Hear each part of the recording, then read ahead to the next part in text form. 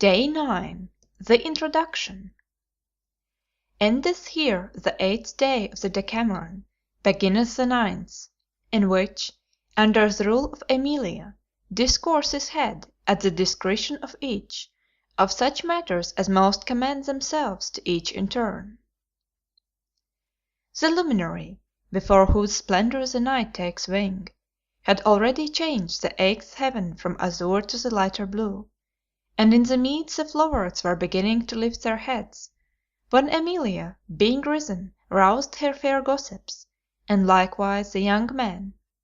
And so the Queen leading the way at an easy pace, and the rest of the company following, they hied them to a copse at no great distance from the palace; where, being entered, they saw the goats and stags and other wild creatures, as if witting that in this time of pestilence they had naught to fear from the hunter, stand awaiting them with no more sign of fear than if they had been tamed. And so, making now towards this, now towards the other of them as if to touch them, they diverted themselves for a while by making them skip and run. But as soon as the sun was in the ascendant, by common consent they turned back, and whoso met them, garlanded as they were with oak leaves, and carrying store of fragrant herbs or flowers in their hands, might well have said, either shall death not vanquish these, or they will meet it with a light heart.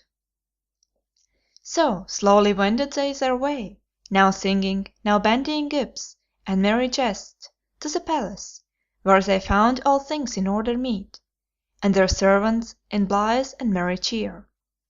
Awhile they rested, nor went they to table until 6 ditties, each gayer than that which went before, had been sung by the young men and the ladies, which done, they washed their hands, and all by the Queen's command were ranged by the seneschal at the table, and the viands being served, they cheerily took their meal, wherefrom being risen, they trod some measures to the accompaniment of music, and then by the Queen's command, whoso would be took him to rest.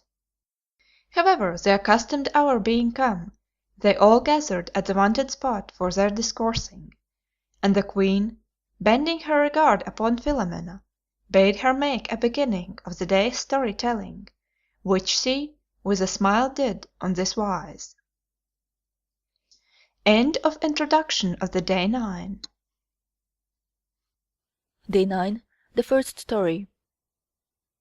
Madonna Francesca, having two lovers, the one Rinuccio, the other Alessandro by name, and loving neither of them, induces the one to simulate a corpse in a tomb, and the other to enter the tomb to fetch him out, whereby, neither satisfying her demands, she artfully rids herself of both. Madam, since so it pleases you, well pleased am I that in this vast, this boundless field of discourse, which you, our Lady Beautiful, have furnished us withal, 'tis mine to run the first course, wherein, if I do well, I doubt not that those who shall follow me will do not well but better. Such, my sweet ladies, has been the tenor of our discourse, that times not a few the might of love, how great and singular it is, has been set forth, but yet I doubt the topic is not exhausted, nor would it be so, though we should continue to speak of naught else for the space of a full year. And as love not only leads lovers to debate with themselves whether they were not best to die, but also draws them into the houses of the dead in quest of the dead, I am minded in this regard to tell you a story, wherein you will not only discern the power of love, but will also learn how the ready wit of a worthy lady enabled her to disembarrass herself of two lovers, whose love was displeasing to her.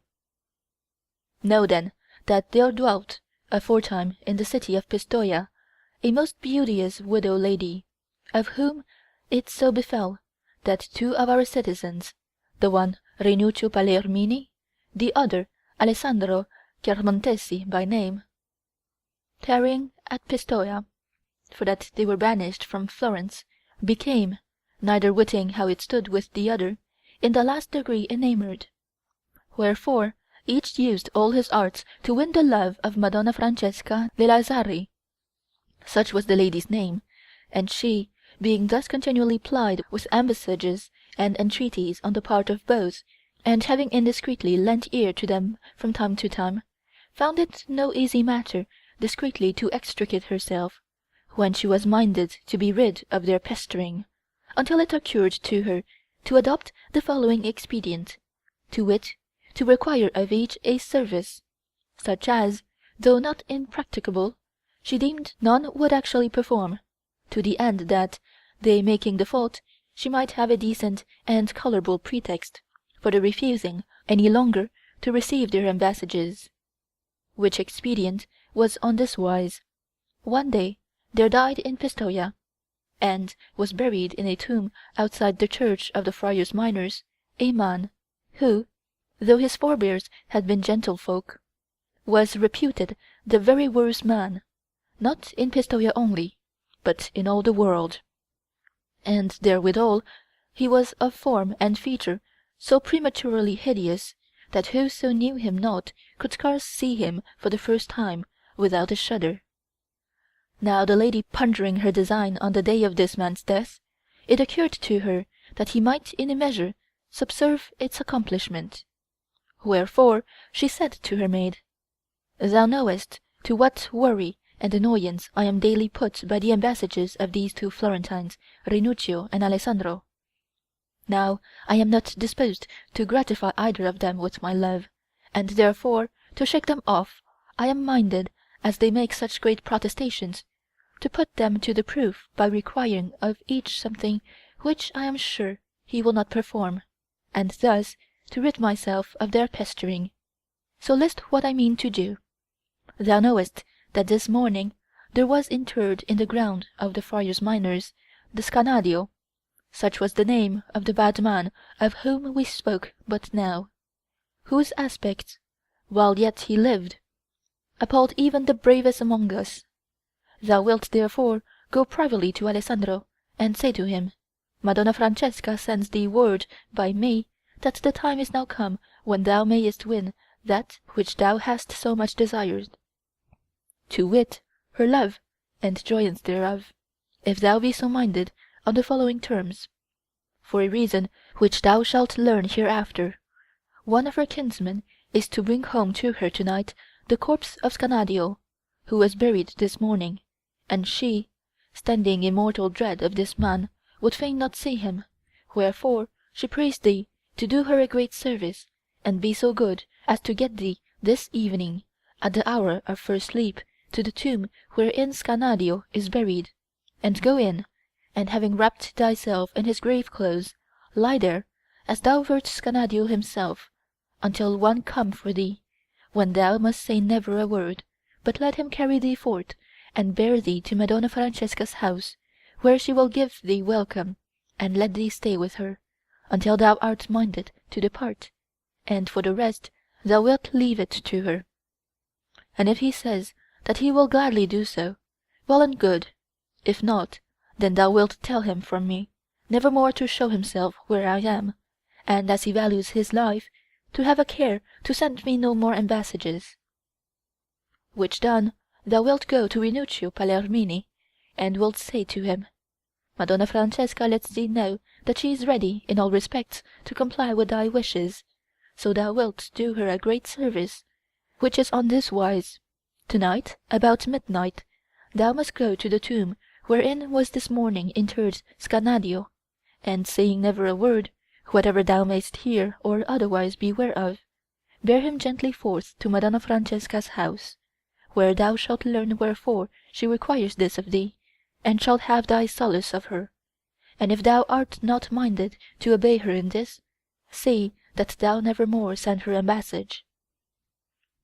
The maid did her mistress's errand, omitting nothing, to both the men, and received from each the same answer, to wit, that to pleasure the lady he would adventure a journey to hell, to say nothing of entering a tomb.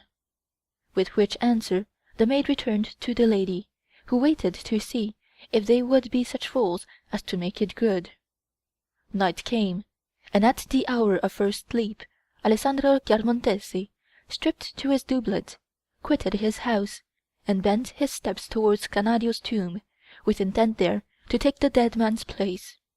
As he walked, there came upon him a great fear, and he fell a saying to himself, "Ah, what a fool am I! Whither go I? How know I that her kinsmen, having detected my love, and surmising that which is not, have not put her upon requiring this of me, in order that they may slay me in the tomb, in which event I alone should be the loser, for not would I ever be heard of it, so that they would escape scot-free? Or how know I but that 'tis some machination of one of my ill-wishers, whom perchance she loves, and is therefore minded to abet? And again quoth he to himself, but allowing that 'tis neither the one nor the other, and that her kinsmen are really to carry me to her house, I scarce believe that 'tis either that they would fain embrace Scannadio's corpse themselves, or let her do so. Rather it must be that they have a mind to perpetrate some outrage upon it, for that perchance he once did them an evil turn. She bids me never say a word, no matter what I may hear or be otherwise ware of. Suppose they were to pluck out my eyes, or my teeth, or cut off my hands, or treat me with some other horseplay of the like sort. How then? How could I keep quiet? And if I open my mouth, they will either recognize me, and perchance do me a mischief, or, if they spare me, I shall have been at pains for naught, for they will not leave me with the lady, and she will say that I disobeyed her commands, and I shall never have aught of her favours." As thus he communed with himself, he was on the point of turning back, but his overmastering love piled him with opposing arguments of such force that he kept on his way, and reached the tomb, which having opened, he entered, and after stripping Scannadio, and wrapping himself in the grave-clothes, closed it, and laid himself down in Scannadio's place. He then fell a-thinking of the dead man, and his manner of life, and the things which he had heard tell of as happening by night, and in other less appalling places than the houses of the dead, whereby all the hairs of his head stood on end, and he momently expected Scannadio to rise and cut his throat. However, the ardour of his love so fortified him that he overcame these and all other timorous apprehensions, and lay as if he were dead, awaiting what should betide him. Towards midnight, Rinuccio, bent likewise upon fulfilling his lady's behest, sallied forth of his house, revolving as he went diverse forebodings of possible contingencies, as that, having Scannadio's corpse upon his shoulders, he might fall into the hands of the Signory, and be condemned to the fire as a wizard, or that, should the affair get wind, it might embroil him with his kinsfolk, or the like, which gave him pause. But then, with a revulsion of feeling, "Shall I," quoth he to himself, "deny this lady, whom I so much have loved and love, the very first thing that she asks of me, and that too when I am thereby to win her favour? No, that were as much as my life is worth, far be it from me to fail of keeping my word." So on he fared, and arrived at the tomb, which he had no difficulty in opening, and being entered, laid hold of Alessandro, who, though in mortal fear, had given no sign of life, by the feet, and dragged him forth, and having hoisted him onto his shoulders, bent his steps towards the lady's house. And as he went, being none too careful of Alessandro, he swung him from time to time against one or other of the angles of certain benches that were by the wayside, and indeed the night was so dark and murky that he could not see where he was going. And when he was all but on the threshold of the lady's house, she standing within at a window with her maid, to mark if Rinuccio would bring Alessandro, and being already provided with an excuse for sending them both away, it so befell that the patrol of the Signory, who were posted in the street in dead silence, being on the lookout for a certain bandit, hearing the tramp of Rinuccio's feet, suddenly showed a light, the better to know what was toward, and whither to go, and advancing targes and lances, cried out, "Who goes there?" Whereupon Rinuccio, having little leisure for deliberation, let Alessandro fall and took to flight as fast as his legs might carry him. Alessandro, albeit encumbered by the grave clothes, which were very long, also jumped up and made off. By the light shown by the patrol the lady had very plainly perceived Rinuccio, with Alessandro on his back, as also that Alessandro had the grave clothes upon him, and much did she marvel at the daring of both, but, for all that, she laughed heartily to see Rinuccio drop Alessandro, and Alessandro run away. Overjoyed at the turn the affair had taken, and praising God that he had rid her of her harass, she withdrew from the window, and betook her to her chamber, averring of her maid that for certain they must be mightily in love with her, seeing that 'twas plain they had both done her bidding. Crestfallen, and cursing his evil fortune, Rinuccio nevertheless went not home, but as soon as the street was clear of the patrol, came back to the spot where he had dropped Alessandro, and stooped down and began feeling about, if haply he might find him, and so do his devoir to the lady. But as he found him not, he supposed the patrol must have borne him thence, and so, at last, home he went, as did also Alessandro, knowing not what else to do, and deploring his mishap. On the morrow, Scanario's tomb being open and empty, for Alessandro had thrown the corpse into the vault below, all Pistoia debated of the matter with no small diversity of opinion, the fools believing that Scannario had been carried off by devils. Neither of the lovers, however, forbore to make suit to the lady for her favour and love, telling her what he had done, and what had happened, and praying her to have him excused that he had not perfectly carried out her instructions. But she, feigning to believe neither of them, disposed of each with the same curt answer, to wit, that, as he had not done her bidding, she would never do aught for him. End of Day 9. The First Story. Day 9. The Second Story. An abbess rises in haste and in the dark, with intent to surprise an accused nun abed with her lover. Thinking to put on her veil, she puts on instead the breeches of a priest that she has with her. The nun, espying her headgear, and doing her to wit thereof, is acquitted, and thenceforth finds it easier to foregather with her lover. So ended Philomela, and when all had commended the address shown by the lady in ridding herself of the two lovers that she affected not, and contrariwise had censured the hardihood of the two lovers as not love but madness, the queen turned to Elisa, and with a charming air, "Now, Elisa, follow," quoth she, whereupon Elisa began on this wise: Dearest ladies, 'twas cleverly done of Madonna Francesca to disembarrass herself in the way we have heard, but I have to tell of a young nun who by a happy retort and the favor of fortune delivered herself from imminent peril. And as you know that there are not a few most foolish folk who, notwithstanding their folly, take upon themselves the governance and correction of others, so you may learn from my story that fortune at times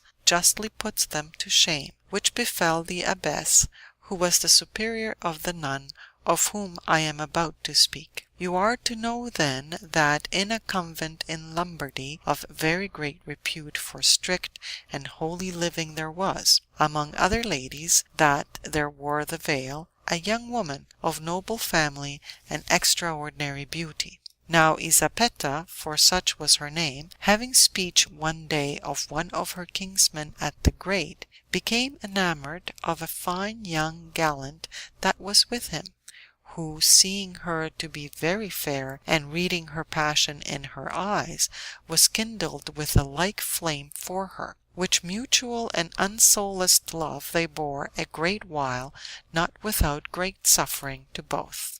But at length, both being intent thereon, the gallant discovered a way by which he might with all secrecy visit his nun, and she approving, he paid her not one visit only, but many, to their no small mutual solace. But while thus they continued their intercourse, it so befell that one night one of the sisters observed him take his leave of Elisabetta and depart, albeit neither he nor she was aware that they had thus been discovered. The sister imparted what she had seen to several others. At first they were minded to denounce her to the abbess, one Madonna Usimbalda, who was reputed by the nuns, and indeed by all that knew her, to be a good and holy woman. But on second thoughts they deemed it expedient, that there might be no room for denial, to cause the abbess to take her and the gallant in the act. So they held their peace, and arranged between them to keep her in watch and close espial, that they might catch her unawares. Of which practice Elisabetta witting not, it so befell that one night, when she had her lover to see her, the sisters that were on the watch were soon ware of it, and at what they deemed the nick of time, parted into two companies, of which one mounted guard at the threshold of Elisabetta's cell, while the other hasted to the abbess's chamber, and knocking at the door, roused her, and as soon as they heard her voice, said, "Up, madam, without a delay, we have discovered that Elisabetta has a young man with her in her cell." Now that night the abbess had with her a priest whom she used not seldom to have conveyed to her in a chest, and the report of the sisters making her apprehensive lest for excess of zeal and hurry they should force the door open, she rose in a trice, and huddling on her clothes as best she might in the dark, instead of the veil that they wear, which they call the psalter, she caught up the priest's breeches, and having clapped them on her head, hied her forth, and locked the door behind her, saying, "Where is this woman accursed of God?" And so, guided by the sisters, also agog to catch Elisabetta a sinning, that they perceived not what manner of headgear the abbess wore, she made her way to the cell, and with their aid broke open the door, and entering they found the two lovers abed in one another's arms, who, as it were, thunderstruck to be thus surprised, lay there witting not what to do. The sisters took the young nun forthwith, and by command of the abbess brought her to the chapter house. The gallant, left behind in the cell, put on his clothes, and waited to see how the affair would end, being minded to make as many nuns as he might come at pay dearly for any despite that might be done his mistress, and to bring her off with him. The abbess, seated in the chapter house with all her nuns about her, and all eyes bent upon the culprit, began giving her the severest reprimand that ever woman got, for that by her disgraceful and abominable conduct, should it get wind, she had sullied the fair fame of the convent. Whereto she added menaces most dire. Shamefast and timorous, the culprit essayed no defense, and her silence begat pity of her in the rest. But while the abbess waxed more and more voluble, it chanced that the girl raised her head and espied the abbess's headgear, and the points that hung down on this side and that. The significance whereof being by no means lost upon her, she quite plucked up heart, and, "Madam," quoth she, "so help you God, tie up your coif, and then you may say what you will to me." Whereto the abbess, not understanding her, replied, "What coif, lewd woman? So thou hast the effrontery to jest? Think'st thou that what thou hast done is a matter meet for jests?" Whereupon, "Madam," quoth the girl again, "I pray you tie up your coif, and then you may say to me whatever you please." Which occasioned not a few of the nuns to look up at the abbess's head, and the abbess herself to raise her hands thereto, and so she and they at one and the same time apprehended Elisabetta's meaning. Wherefore the abbess, finding herself detected by all in the same sin, and that no disguise was possible, changed her tone, and held quite another sort of language than before, the upshot of which was that 'twas impossible to withstand the assaults of the flesh, and that, accordingly, observing due secrecy as theretofore, all might give themselves a good time as they had opportunity. So having dismissed Isabetta to rejoin her lover in her cell, she herself returned to lie with her priest. And many a time thereafter, in spite of the envious Isabetta, had her gallant to see her, the others, that lacked lovers, doing in secret the best they might to push their fortunes. End of Day 9, the Second Story. Day 9, the Third Story. Master Simone, at the instance of Bruno and Buffalmacco and Nello, makes Caladrino believe that he is with child. Caladrino accordingly gives them capons and money for medicines, and is cured without being delivered. When Elisa had ended the story, and all had given thanks to God that he had vouchsafed the young nun a happy escape from the fangs of her envious companions, the queen bade Philostrato follow suit, and without expecting a second command, thus Philostrato began. Fairest my ladies, the uncouth judge from the marches, or whom I told you yesterday, took from the tip of my tongue a story of Caladrino, which I was on the point of narrating, and as naught can be said of him without mightily enhancing our jollity, albeit not a little has already been said touching him and his comrades, I will now give you the story which I had meant yesterday to give you. Who there were this Caladrino, and the others that I am to tell of in this story, has already been sufficiently explained. Wherefore, without much ado, I say that one of Caladrino's aunts having died, leaving him 200 pounds in petty cash, Caladrino gave out that he was minded to purchase an estate, and, as if he had 10,000 florins of gold to invest, engaged every broker in Florence to treat for him, the negotiation always falling through as soon as the price was named. Bruno and Buffalmacco, knowing what was afoot, told him again and again that he better give himself a jolly time with them than go about buying earth as if he must need make pellets. But so far were they from effecting their purpose that they could not even prevail upon him to give them a single meal. Whereat, as one day they grumbled, being joined by a comrade of theirs, one Nello, also a painter, they all three took counsel how they might wet their whistle at Caladrino's expense, and their plans soon being concerted, the next morning Caladrino was scarce gone out when Nello met him, saying, "Good day, Caladrino." Whereto Caladrino replied, "God give thee a good day and a good year." Nello then drew back a little, and looking him steadily in the face until, "What seest thou to stare at?" quoth Caladrino. "Thou hadst no pain in the night?" returned Nello. "Thou seemest not thyself to me." Which Caladrino no sooner heard than he began to be disquieted, and, "Alas! how sayest thou?" quoth he. "What takest thou to be the matter with me?" "Why, as to that I have nothing to say," returned Nello, "but thou seemest to be quite changed. Perchance 'tis not what I suppose." And with that he left him.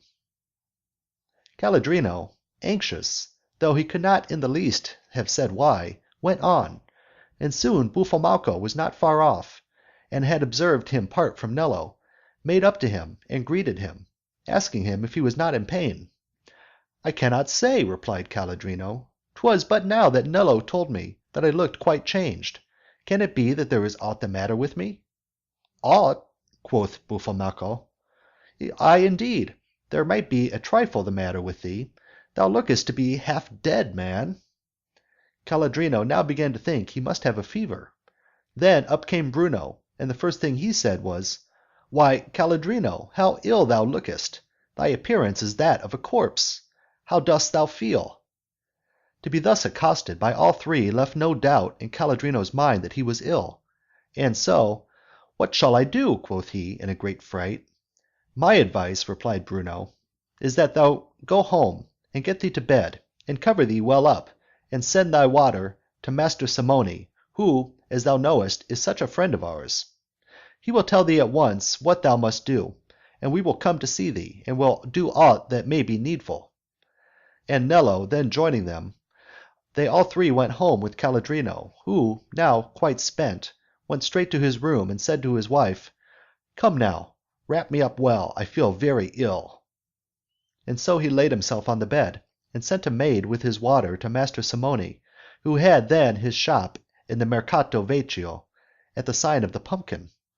Whereupon quoth Bruno to his comrades, "You will stay here with him, and I will go hear what the doctor has to say, and if need be will bring him hither." "Prithee do so, my friend," quoth Caladrino, "and bring me word how it is with me, for I feel as how I cannot say in my inside." So Bruno hied him to Master Simone, and before the maid arrived with the water, told him what was afoot. The master, thus primed, inspected the water, and then said to the maid, "Go tell Caladrino to keep himself very warm. I will come at once, and let him know what is the matter with him, and what he must do." With which message the maid was scarce returned, when the master and Bruno arrived, and the master, having seated himself beside Caladrino, felt his pulse, and by, in the presence of his wife, said, "Harkee, Caladrino, I will speak to thee as a friend, and I tell thee that what is amiss with thee is just that thou art with child." Whereupon Caladrino cried out querulously, "Woe's me! 'Tis thy doing, Tessa, for thou must needs be uppermost. I told thee plainly what would come of it." Whereat the lady, being not a little modest, colored from brow to neck, and with downcast eyes withdrew from the room, saying never a word by way of answer. Caladrino ran on the same plaintive stream. "Alas! woe's me! What shall I do? How shall I be delivered of this child? What passage can it find? Ah! I see only too plainly that the lasciviousness of this wife of mine has been the death of me. God make her wretched, as I would fain be happy. Were I as well as I am not, I would get me up and thrash her, till I left not a whole bone in her body. Albeit it does but serve me right for letting her get the upper place. But if I win through this, she will never have it again. Verily she might pine to death for it, but she should not have it." Which to hear, Bruno and Buffalmacco and Nello were like to burst with suppressed laughter, and Master Schimione laughed so frantically that all his teeth were ready to start from his jaws. However, at length, an answer to Caladrino's appeals and entreaties for counsel and succor. "Caladrino," quoth the master, "thou mayest dismiss thy fears, for, God be praised, we are apprised of thy state in such good time, that with but little trouble, in the course of a few days I shall set thee right, but 'twill cost a little." "Woe's me!" returned Caladrino. "Be it so, master, for the love of God. I have here 200 pounds, with which I had thoughts of buying an estate. Take them, all, if you must have all, so only I may escape being delivered, for I know not how I should manage it, seeing that women, albeit 'tis much easier for them, do make such a noise in the hour of their labor, that I misdoubt me if I suffered so I should die before I was delivered." "Disquiet not thyself," said the doctor. "I have a potion distilled for thee, of rare virtue it is, and not a little palatable, and in the course of 3 days 'twill purge thee of all, and leave thee in better fettle than a fish. But thou wilt do well to be careful thereafter, and commit no such indiscretions again. Now, to make this potion we must have 3 pair of good fat capons, and for divers other ingredients thou wilt give one of thy friends here 5 pounds in small change to purchase them, and thou wilt have everything sent to my shop, and so, please God, I will send thee this distilled potion tomorrow morning, and thou wilt have a good beakerful each time." Whereupon, "Be it as you bid, master mine," quoth Caladrino, and handing Bruno 5 pounds, and money enough to purchase 3 pair of capons, he begged him, if it were not too much trouble, to do him the service to buy these things for him. So away went the doctor, and made a little decoction by way of draught, and sent it to him. Bruno bought the capons, and everything else that was needful to furnish the feast, with which he and his comrades and the doctor regaled them. Caladrino drank of the decoction for 3 mornings, after which he had a visit from his friends and the doctor, who felt his pulse, and then, "Beyond a doubt, Calandrino," quoth he, "thou art cured, and so thou hast no more occasion to keep indoors, but needest have no fear to do whatever thou hast a mind to do." Much relieved, Calandrino got up, and resumed his accustomed way of life, and wherever he found any one to talk to, was loud in praise of Master Simone for the excellent manner in which he had cured him, causing him in 3 days, without the least suffering, to be quit of his pregnancy. And Bruno and Buffalmacco and Nello was not a little pleased with themselves that they had so cleverly got the better of Calandrino's niggardliness, albeit Monna Tessa, who was not deceived, murmured not a little against her husband. End of Day 9, the Third Story. Day 9, the Fourth Story. Cecco, son of Messer Fortarigo, loses his all at play at Buonconvento, besides the money of Cecco, son of Messer Anguilieri, whom, running after him in his shirt and crying out that he has robbed him, he causes to be taken by peasants. He then puts on his clothes, mounts his palfrey, and leaves him to follow in his shirt. All the company laughed beyond measure to hear what Calandrino said touching his wife. But when Philostrato had done, Neifile, being bidden by the queen, thus began. Noble ladies, were it not more difficult for men to evince their good sense and virtue than their folly and their vice, many would labour in vain to set bounds to their flow of words, whereof you have had a most conspicuous example in poor blundering Calandrino, who, for the better cure of that with which in his simplicity he supposed himself to be afflicted, had no sort of need to discover in public his wife's secret pleasures. Which affair has brought to my mind one that fell out contrariwise, inasmuch as the guile of one discomfited the good sense of another, to the grievous loss and shame of the discomfited, the manner whereof I am minded to relate to you. 'Tis not many years since there were in Siena 2 young men, both of age, and both alike named Cecco, the one being son of Messer Anguilieri, the other of Messer Fortarigo, who, albeit in many other respects their dispositions accorded ill, agreed so well in one, to wit that they both hated their fathers, that they became friends, and kept much together. Now Anguilieri, being a pretty fellow and well-mannered, could not brook to live at Siena on the allowance made him by his father, and learning that there was come into the March of Ancona, as legate of the Pope, a cardinal to whom he was much bounden, resolved to resort to him there, thinking thereby to improve his circumstances.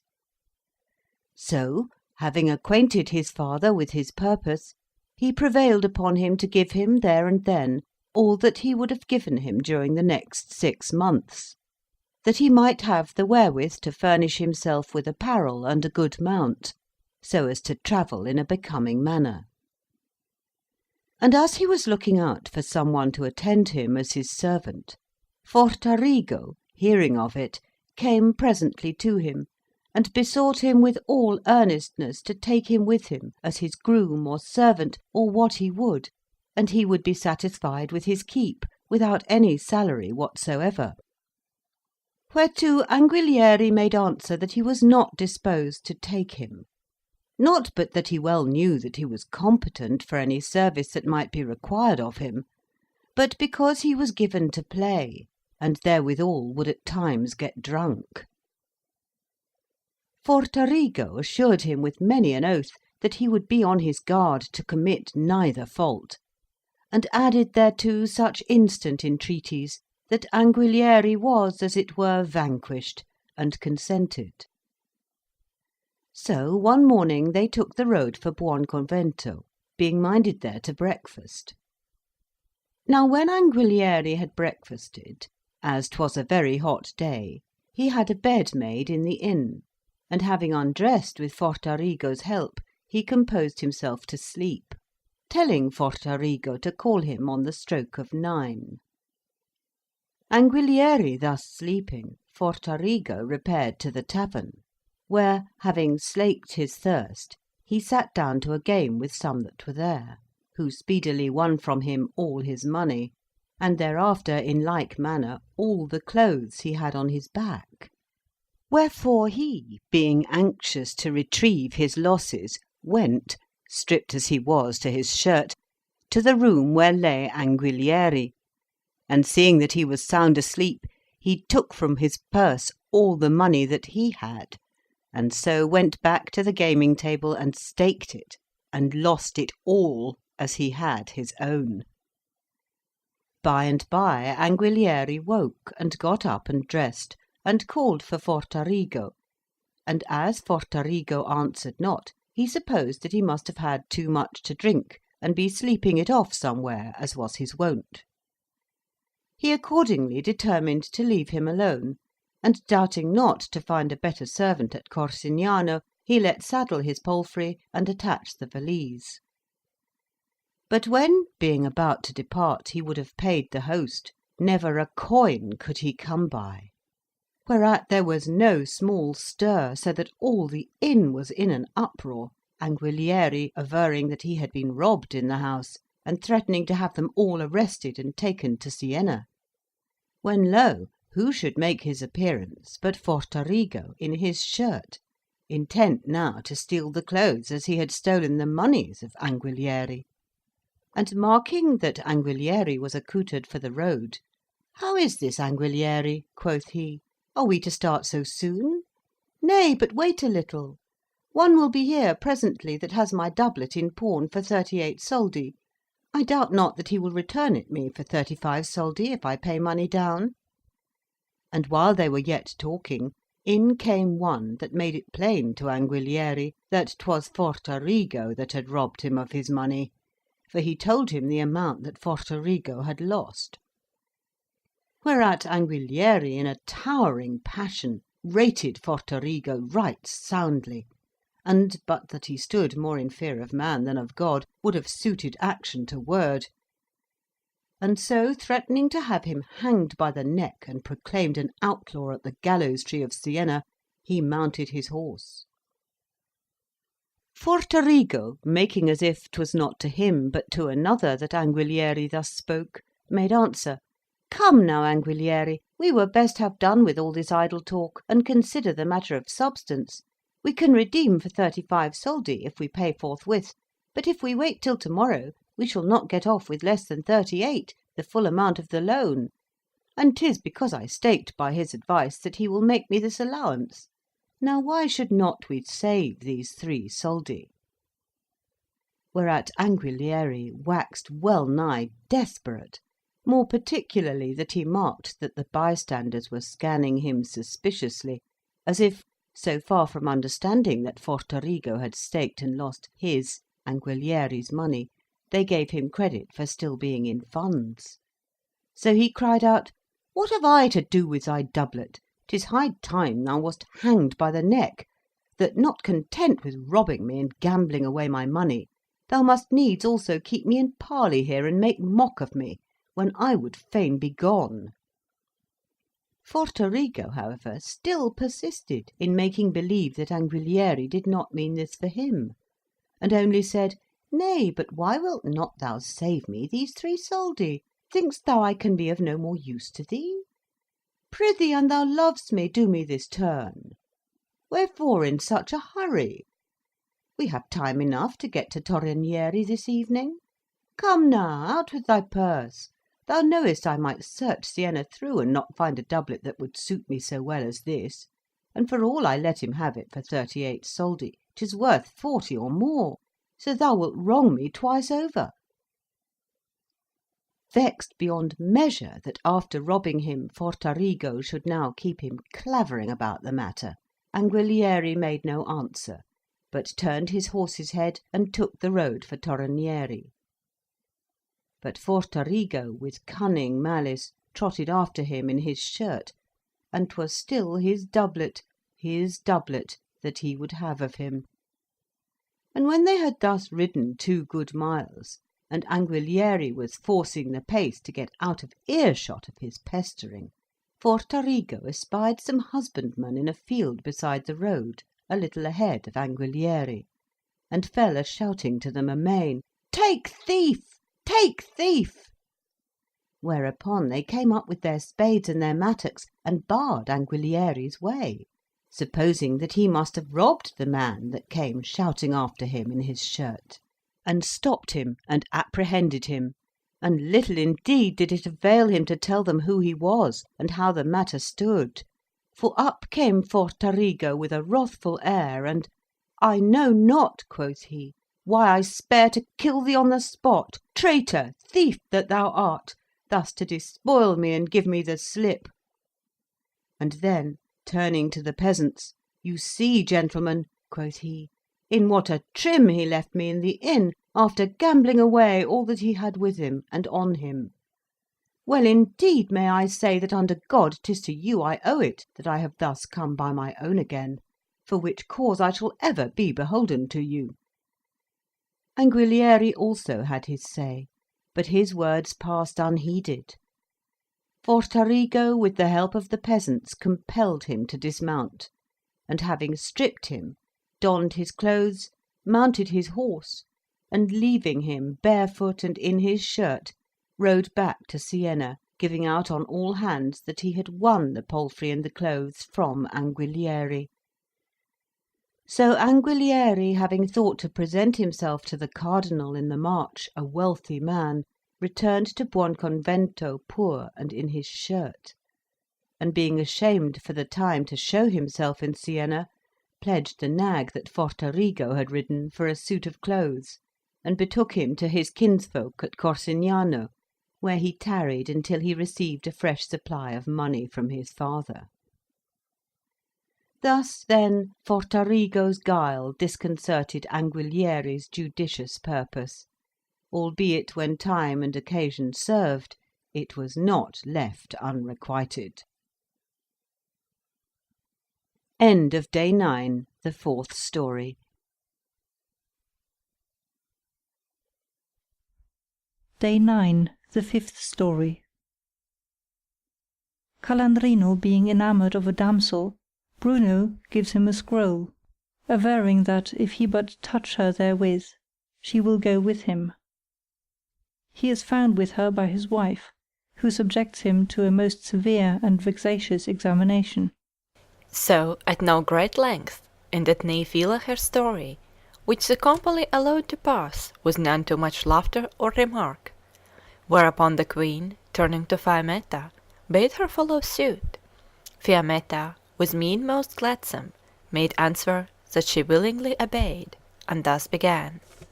As I doubt not ye know, ladies most debonair, be the topic of discourse never so well worn, it will still continue to please, if the speaker knows how to make due choice of time and occasion meet. Wherefore, considering the reason for which we are here, how that 'tis to make merry and speed the time gaily, and that merely, I deem that there is naught that may afford us mirth and solace, but here may find time and occasion meet, and, after serving 1,000 turns of discourse, should still prove not unpleasing for another 1,000. Wherefore, notwithstanding that of Calandrino and his doings, not a little has from time to time been said among us, yet considering that, as a while ago Philostrato observed, there is naught that concerns him that is not entertaining, I will make bold to add to the preceding stories another, which I might well, had I been minded to deviate from the truth, have disguised, and so recounted it to you, under other names. But as whoso in telling a story diverges from the truth, does thereby in no small measure diminish the delight of his hearers, and I purpose for the reason aforesaid to give you the narrative in proper form.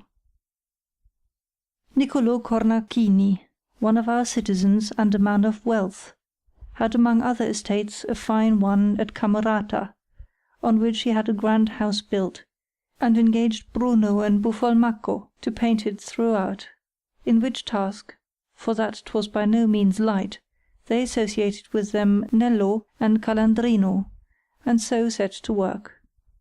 There were a few rooms in the house provided with beds and other furniture, and an old female servant lived there as caretaker. But otherwise the house was unoccupied, for which cause Niccolo's son, Filippo, being a young man and a bachelor, was wont sometimes to bring thither a woman for his pleasure, and after keeping her there for a few days, to escort her thence again. Now on one of these occasions it befell that he brought thither one Nicolosa, whom a vile fellow, named Mangione, kept in a house at Camaldoli as a common prostitute. And a fine piece of flesh she was, and wore fine clothes, and, for one of her sort, knew how to comport herself becomingly, and talk agreeably. Now one day at high noon, forth tripped the damsel from her chamber in a white gown, her locks braided about her head, to wash her hands and face at a well that was in the courtyard of the house. And while she was so engaged, it befell that Calandrino came there for water, and greeted her familiarly. Having returned his salutation, she, rather because Calandrino struck her as something out of the common than for any other interest she felt in him, regarded him attentively. Calandrino did the like by her, and being smitten by her beauty, found reasons enough why he should not go back to his comrades with the water, but as he knew not who she was, he made not bold to address her. She, upon whom his gaze was not lost, being minded to amuse herself at his expense, let her glance from time to time rest upon him, while she heaved a slight sigh or two. Whereby Calandrino was forthwith captivated, and tarried in the courtyard, until Filippo called her back into the chamber. Returned to his work, Calandrino sighed like a furnace, which Bruno, who was ever regardful of his doings, for the diversion they afforded him, failed not to mark, and by, "What the devil is amiss with thee, comrade Calandrino?" quoth he. "Thou dost naught but puff and blow." "Comrade," replied Calandrino, "I should be in luck, had I but one to help me." "How so?" quoth Bruno. "Why," returned Calandrino, "'tis not to go farther, but there is a damsel below, fairer than a Lamia, and so mightily in love with me that 'twould astonish thee. I observed it but now, when I went to fetch the water." "Nay, but, Calandrino, make sure she be not Filippo's wife," quoth Bruno. "I doubt 'tis even so," replied Calandrino, "for he called her and she joined him in the chamber, but what signifies it? I would circumvent Christ himself in such a case, not to say Filippo. Of a truth, comrade, I tell thee she pleases me, I could not say how." "Comrade," returned Bruno, "I will find out for thee who she is, and if she be Filippo's wife, 2 words from me will make it straight for thee, for she is much my friend. But how shall we prevent Buffalmacco knowing it? I can never have a word with her, but he is with me." "As to Buffalmacco," replied Calandrino, "I care not if he do know, but let us make sure it come not to Nello's ears, for he is of kin to Monna Tessa, and would spoil it all." "Whereto? Thou art in the right," returned Bruno. Now Bruno knew who the damsel was, for he had seen her arrive, and moreover Filippo had told him.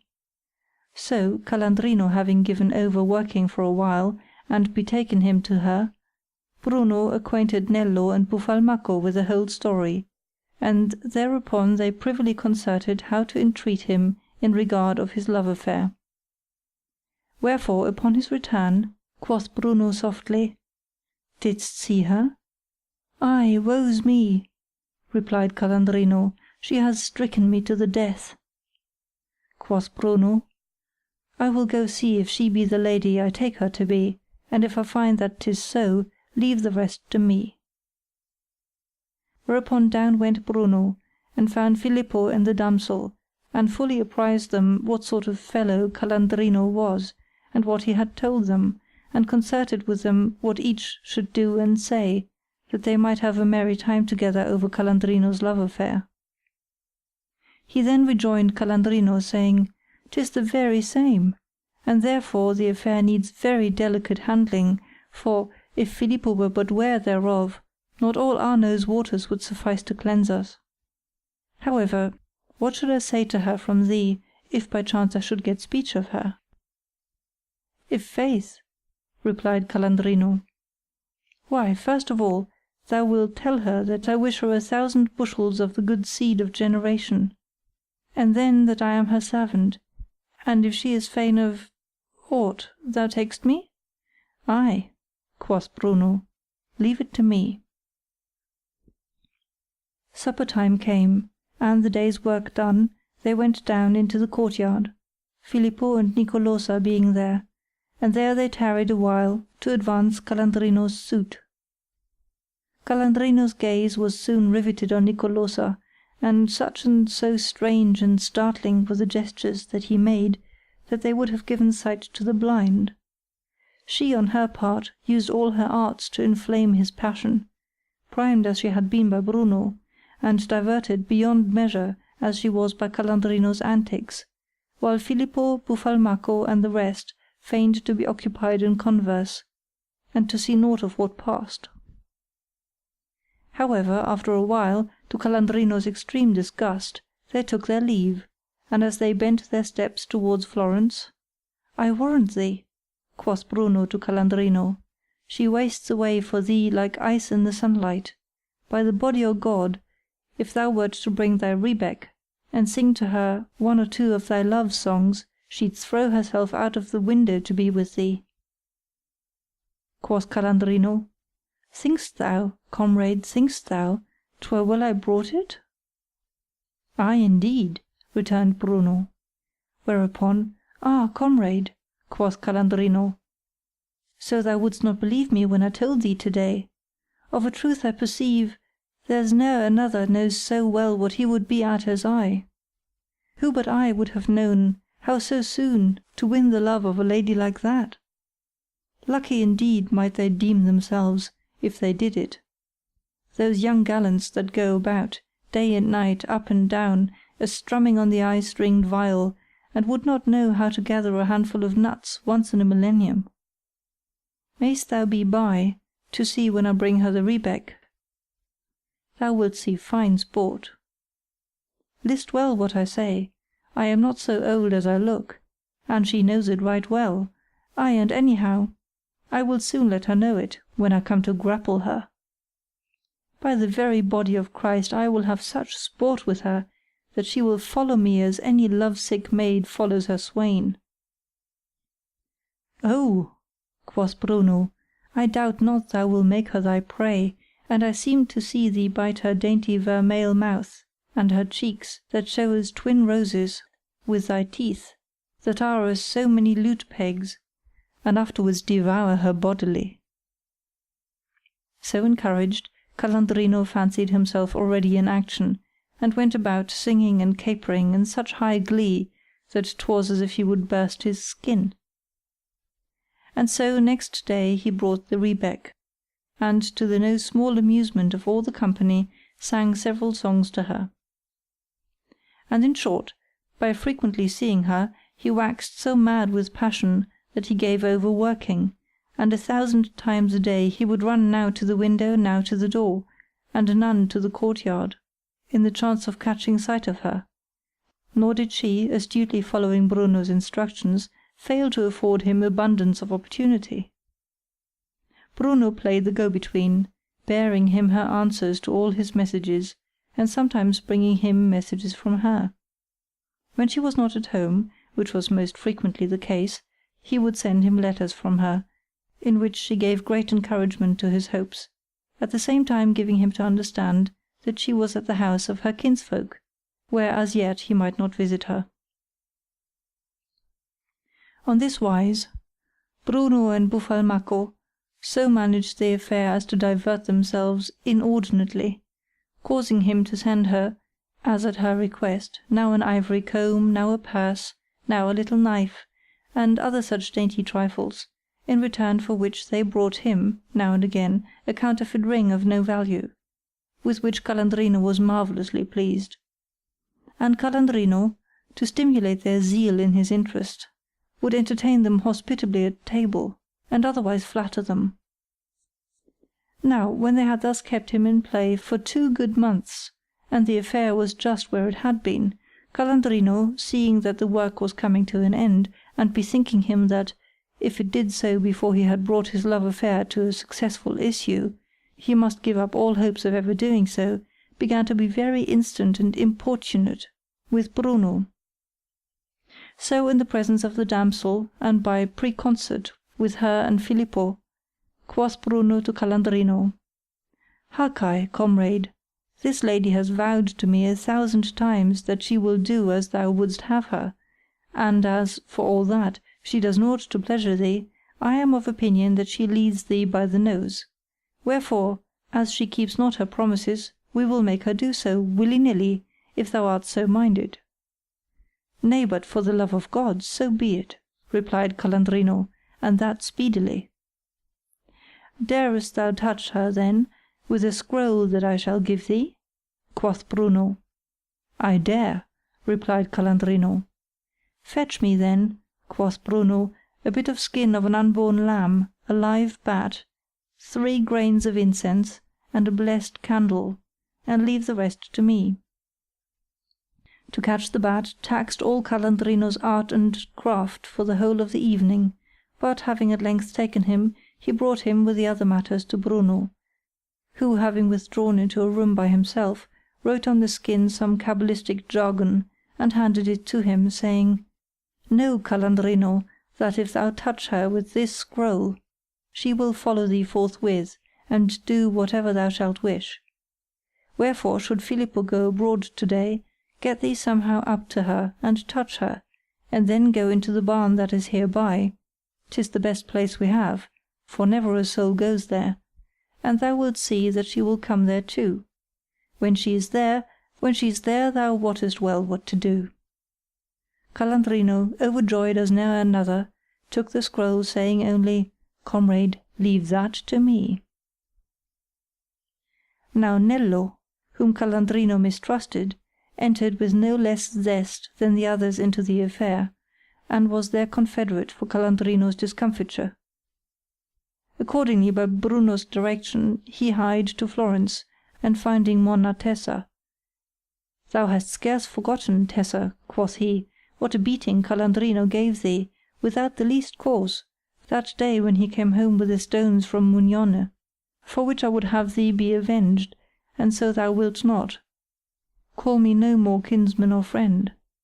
He has fallen in love with the lady up there, who is abandoned enough to go closeting herself not seldom with him, and 'tis but a short while since they made assignation to foregather forthwith. So I would have thee go there, and surprise him in the act, and give him a sound trouncing." Which when the lady heard, she deemed it no laughing matter, but started up and broke out with, "Alas, the arrant knave! Is't thus he treats me? By the holy rood, never fear but I will pay him out." And wrapping herself in her cloak, and taking a young woman with her for companion, she sped more at a run than at a walk, escorted by Nello, up to Camerata. Bruno, espying her from afar, said to Filippo, "Lo, here comes our friend." Whereupon Filippo went to the place where Calandrino and the others were at work, and said, "My masters, I must needs go at once to Florence. Slacken not on that account." And so off he went, and hid himself where, unobserved, he might see what Calandrino would do.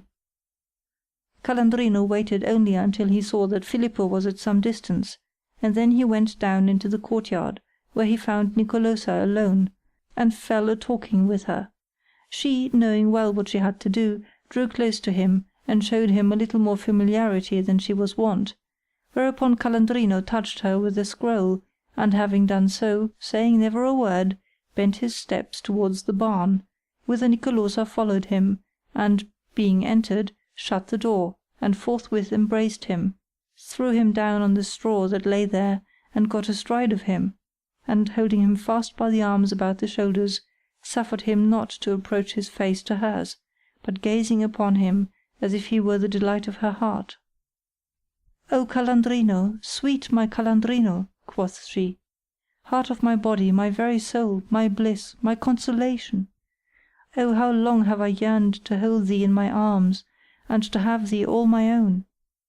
Thy endearing ways have utterly disarmed me, thou hast made prize of my heart with thy rebeck. Do I indeed hold thee in mine embrace?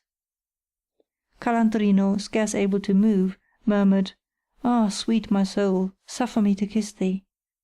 Whereto, Nay, but thou art too hasty, replied Nicolosa. Let me first feast mine eyes on thee, let me but sate them with this sweet face of thine.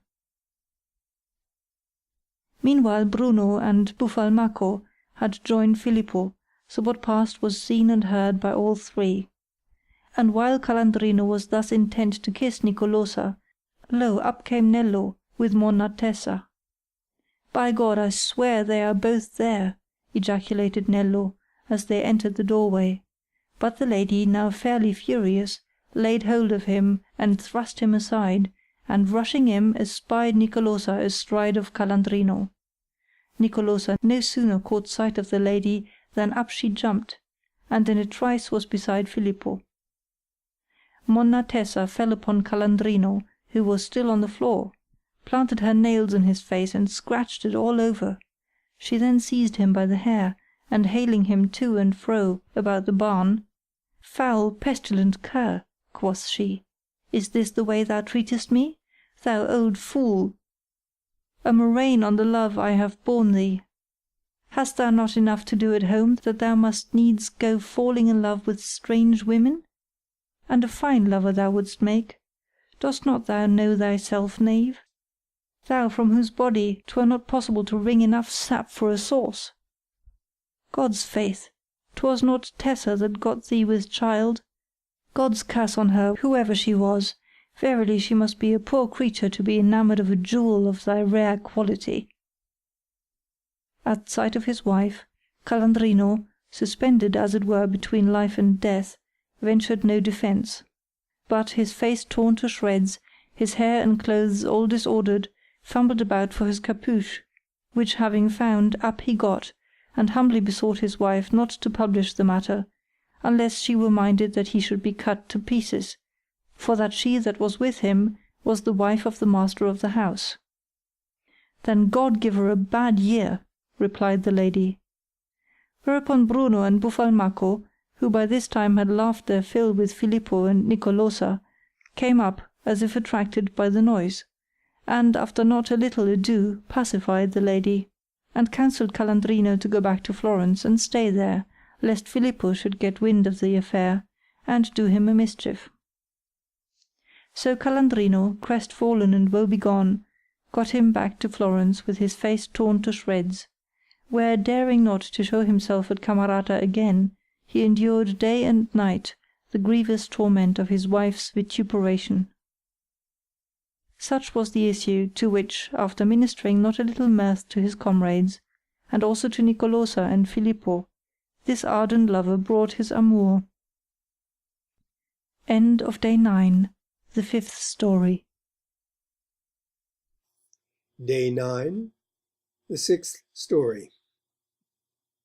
Two young men lodge at an inn, of whom the one lies with the host's daughter, his wife by inadvertence lying with the other.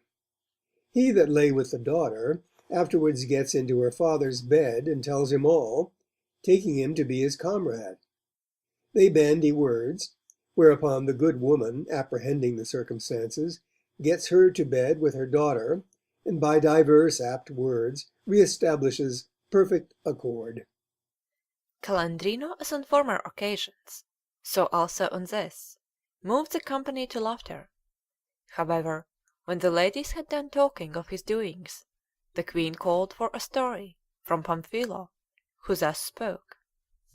Worshipful ladies, this Nicolosa, that Calandrino loved, has brought to my mind a story of another Nicolosa, which I am minded to tell you, because 'twill show you how a good woman, by her quick apprehension, avoided a great scandal. In the plain of Mugnone, there was not long ago a good man that furnished travellers with meat and drink for money, and, for that he was in poor circumstances, and had but a little house, gave not lodging to every comer, but only to a few that he knew, and if they were hard bested. Now the good man had to wife a very fine woman, and by her had 2 children, to wit, a pretty and winsome girl of some 15 or 16 summers, as yet unmarried, and a little boy, not yet 1 year old, whom the mother suckled at her own breast.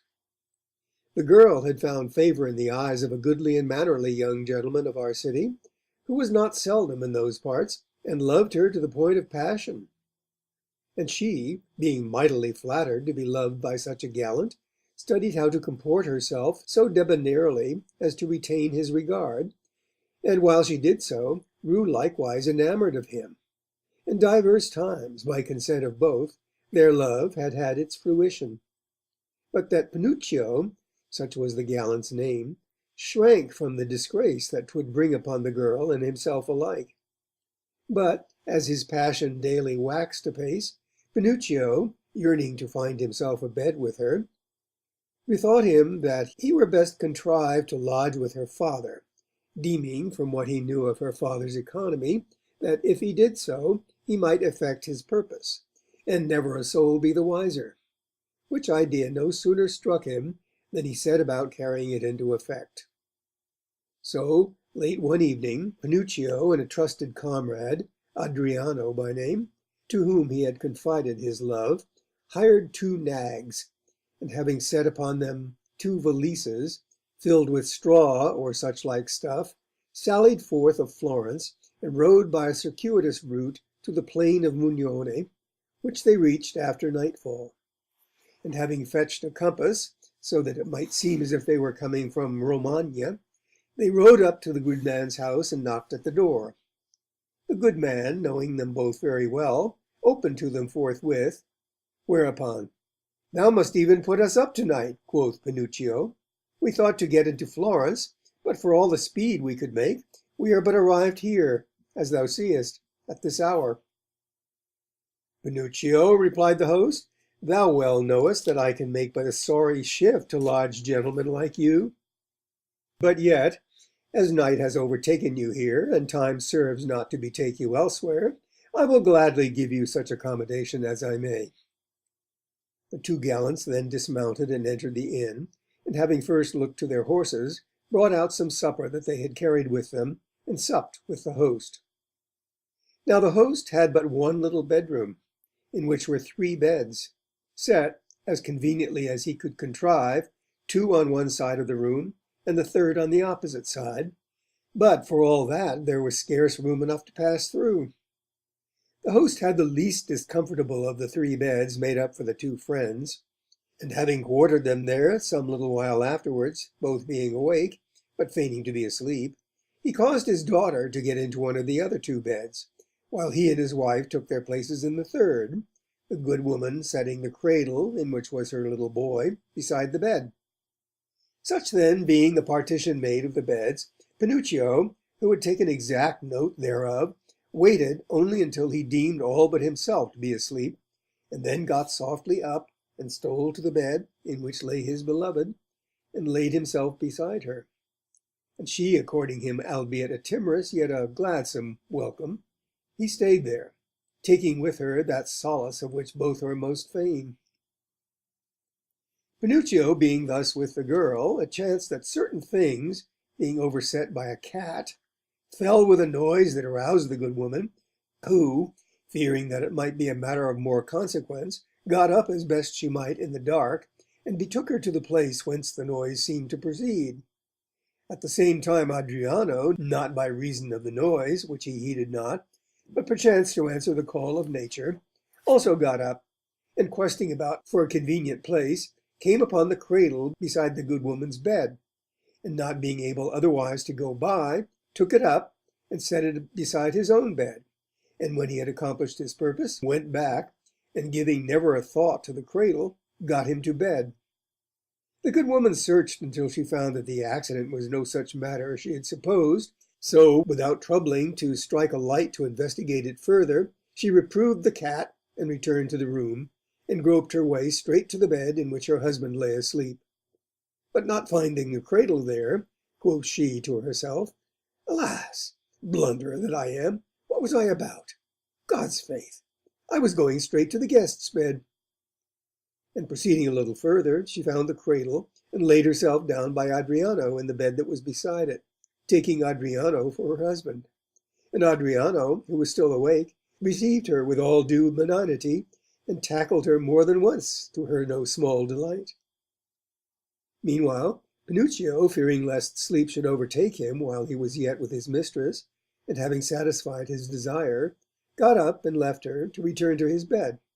But when he got there, coming upon the cradle, he supposed that 'twas the host's bed, and so going a little further, he laid him down beside the host, who thereupon awoke. Supposing that he had Adriano beside him, "I warrant thee," quoth Pinocchio to the host, "there was never so sweet a piece of flesh as Nicolosa. By the body of God, such delight have I had of her as never had man of woman.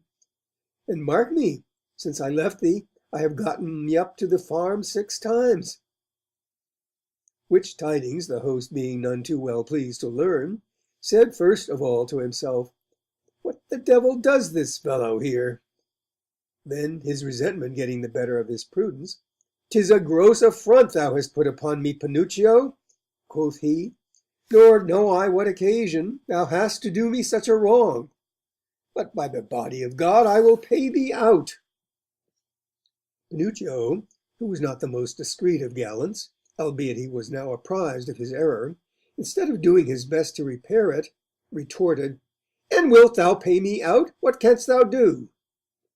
"Hark, what high words our guests are at together," quoth meanwhile the host's wife to Adriano, deeming that she spoke to her husband.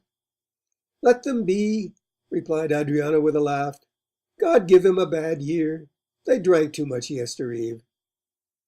The good woman had already half recognized her husband's angry tones, and now that she heard Adriano's voice, she at once knew where she was, and with whom. Accordingly, being a discreet woman, she started up, and saying never a word, took her child's cradle, and though there was not a ray of light in the room, bore it, divining rather than feeling her way, to the side of the bed in which her daughter slept. And then, as if aroused by the noise made by her husband, she called him, and asked what he and Pinocchio were bandying words about. "Hearest thou not," replied the husband, "what he says he has this very night done to Nicolosa?" "Tush, he lies in the throat," returned the good woman. "He has not lain with Nicolosa. For what time he might have done so, I laid me beside her myself, and I have been wide awake ever since, and thou art a fool to believe him. You men take so many cups before going to bed that then you dream, and walk in your sleep, and imagine wonders. 'Tis a great pity you do not break your necks. What does Pinocchio there? Why keeps he not in his own bed?" Whereupon Adriano, in his turn, seeing how adroitly the good woman cloaked her own and her daughter's shame, "Pinocchio," quoth he, "I have told thee 100 times that thou shouldst not walk about at night, for this thy bad habit of getting up in thy dreams and relating thy dreams for truth will get thee into a scrape some time or another. Come back, and God see thee a bad night." Hearing Adriano thus confirm what his wife had said, the host began to think that Pinocchio must be really dreaming. So he took him by the shoulder, and fell a-shaking him, and calling him by his name, saying, "Pinocchio, wake up, and go back to thy bed." Pinocchio, taking his cue from what he had heard, began, as a dreamer would be like to do, to talk wanderingly, whereat the host laughed amain. Then, feigning to be aroused by the shaking, Pinocchio uttered Adriano's name, saying, "Is it already day, that thou callest me?" "Aye, 'tis so," quoth Adriano. "Come hither." Whereupon Pinocchio, making as if he were mighty drowsy, got him up from beside the host, and back to bed with Adriano. On the morrow, when they were arisen, the host fell a-laughing and making merry touching Pinocchio in his dreams, and so the jest passed from mouth to mouth, while the gallants' horses were groomed and saddled, and their valises adjusted, which done, they drank with the host, mounted and rode to Florence, no less pleased with the manner than with the matter of the night's adventure. Nor, afterwards, did Pinocchio fail to find other means of meeting Nicolosa, who assured her mother that he had unquestionably dreamed. For which cause the good woman, calling to mind Adriano's embrace, accounted herself the only one that had watched. End of Day 9, the 6th story. Day 9, the 7th story. Talano di Molezze dreams that a wolf tears and rends all the neck and face of his wife. He gives her warning thereof, which she heeds not, and the dream comes true. When Pamphilo had brought his story to a close, and all had commended the good woman's quick perception, the queen bade Pampinea tell hers, and thus Pampinea began. A while ago, debonair my ladies, we held discourse of the truths that dreams show forth, which not a few of us deride, for which case, albeit the topic has been handled before, I shall not spare to tell you that which not long ago befell a neighbour of mine, for that she disbelieved a dream that her husband had. I wot not if you knew Talano di Molezze, a man worthy to be had in honour, who, having married a young wife, Margarita by name, fair as ever another, but without her match for whimsical, fractious, and perverse humours, insomuch that there was naught she would do at the instance of another, either for his or her own good, found her behaviour most grievous to bear, but was fain to endure what he might not cure. Now it so befell that Talano and Margarita, being together at an estate that Talano had in the Contado, he, sleeping, saw in a dream a very beautiful wood that was on the estate at no great distance from the house, and his lady there walking. And as she went, there leaped forth upon her a huge and fierce wolf, that griped her by the throat and bore her down to the ground, and, she shrieking the while for succour, would have carried her off by main force. But she got quit of his jaws, albeit her neck and face showed as quite disfigured. On the morrow, as soon as he was risen, Talano said to his wife, Albeit for thy perversity I have not yet known a single good day with thee, yet I should be sorry, wife, that harm should befall thee, and therefore, if thou takest my advice, thou wilt not stir out of doors to-day. Wherefore? Quoth the lady, and thereupon he recounted to her all his dream. The lady shook her head, saying, Who means ill, dreams ill. Thou makest as if thou wast mighty tender of me, but thou boast'st of me in thy dream that which thou wouldst fain see betide me. I warrant thee that to-day, and all days, I will have a care to avoid this or any other calamity that might gladden thy heart. Whereupon, Well wist I, replied Talano, that thou wouldst so say, for such is ever the requital of those that comb scurfy heads. But whatever thou mayst be pleased to believe, I for my part speak to thee for thy good, and again I advise thee to keep indoors to-day, or at least not to walk in the wood. Good, returned the lady, I will look to it. And then she began communing with herself on this wise. Didst mark how artfully he thinks to have scared me from going into the woods to-day? Doubtless, 'tis that he has an assignation there with some light love, with whom he had rather I did not find him. Ah, he would sup well with the blind, and what a fool were I to believe him! But I warrant he will be disappointed. And needs must I, though I stay there all day long, see what commerce it is that he will adventure in to-day." Having so said, she quitted the house on one side, while her husband did so on the other, and forthwith, shunning observation as best she might, she hied her to the woods, and hid where 'twas most dense, and there waited on the alert, and glancing now this way and now that to see if any were coming. And while thus she stood, not even a thought of a wolf crossed her mind. Lo, forth of a close covert hard by came a wolf of monstrous size and appalling aspect, and scarce had she time to say, "God help me," before he sprang upon her and griped her by the throat so tightly that she might not utter a cry, but, passive as any lambkin, was borne off by him, and had certainly been strangled, had he not encountered some shepherds, who with shouts compelled him to let her go.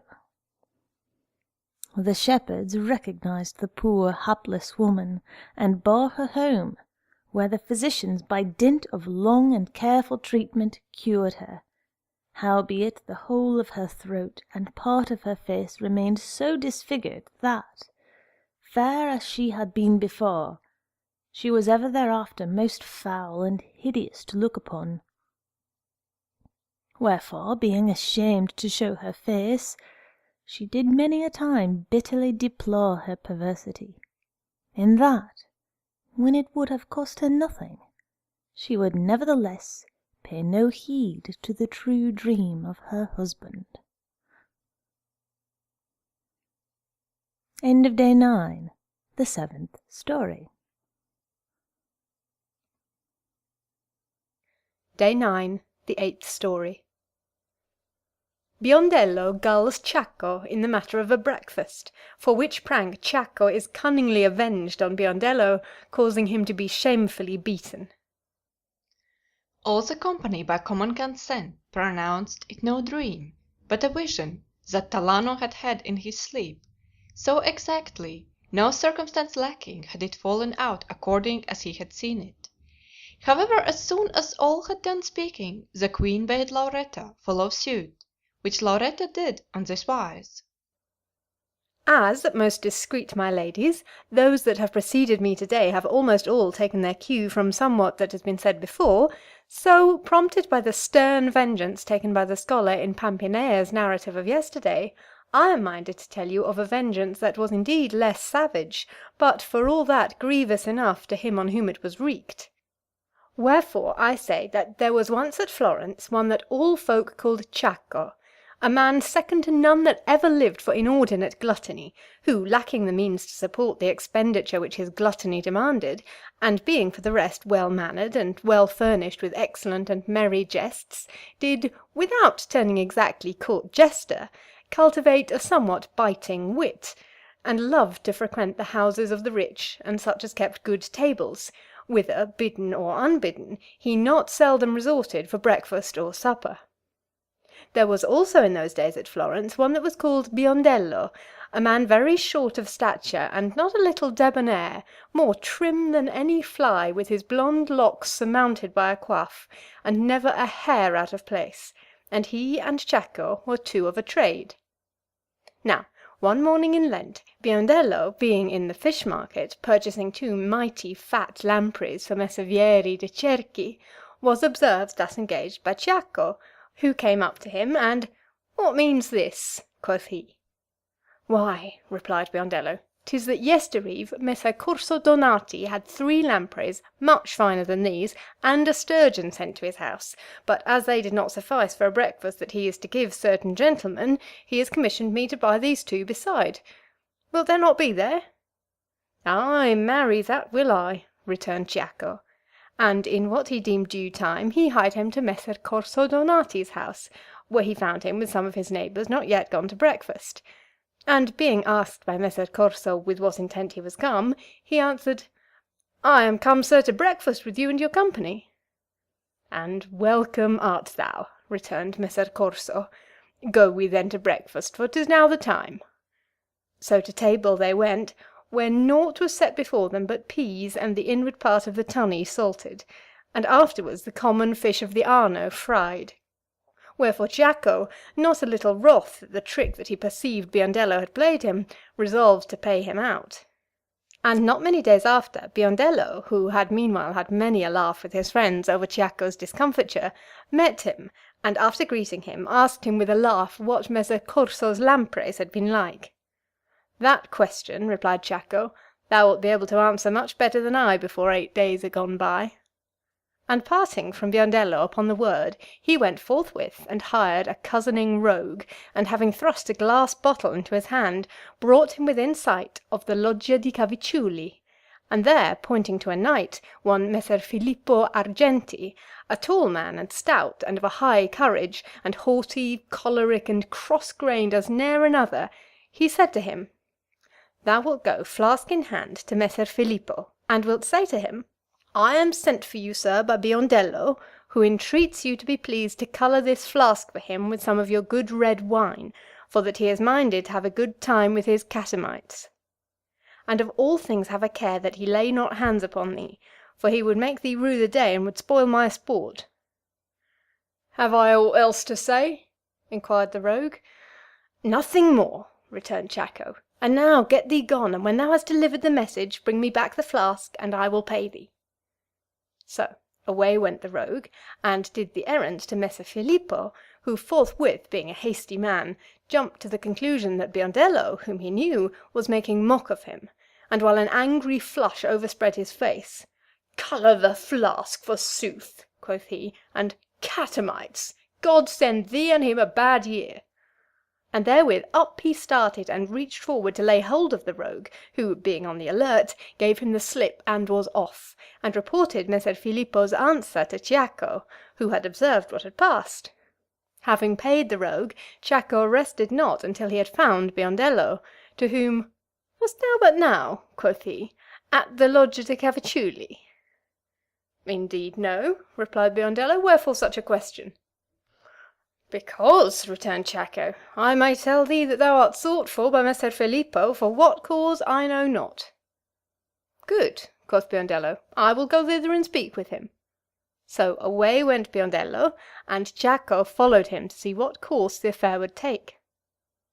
Now, having failed to catch the rogue, Messer Filippo was still very wroth, and inly fumed and fretted, being unable to make out aught from what the rogue had said, save that Biondello was set on by some one or another to flout him. And while he thus vexed his spirit, up came Biondello, whom he no sooner espied than he made for him, and dealt him a mighty blow in the face, and tore his hair and coif, and cast his capuch on the ground, and to his "Alas, sir, what means this?" still beating him amain, "Traitor!" cried he, "I will give thee to know what it means to send me such a message. Colour the flask, forsooth, and catamites! Dost thou take me for a stripling, to be befooled by thee?" And therewith he pummelled Biondello's face all over with a pair of fists that were liker to iron than aught else, until it was but a mass of bruises. He also tore and dishevelled all his hair, tumbled him in the mud, rent all his clothes upon his back, and that without allowing him breathing space to ask why he thus used him, or so much as utter a word. "Colour me the flask," and "catamites" rang in his ears, but what the words signified he knew not. In the end, very badly beaten, and in very sorry and ragged trim, many folk having gathered around him, they, albeit not without the utmost difficulty, rescued him from Messer Filippo's hands, and told him why Messer Filippo had thus used him, censuring him for sending him such a message, and adding that thenceforth he would know Messer Filippo better, and that he was not a man to be trifled with. Biondello told them in tearful exculpation that he had never sent for wine to Messer Filippo. Then, when they had put him in a little better trim, crestfallen and woebegone, he went home, imputing his misadventure to Giaco. And when, many days afterwards, the marks of his ill usage being gone from his face, he began to go abroad again, it chanced that Giaco met him, and with a laugh, "Biondello," quoth he, "how didst thou relish Messer Filippo's wine?"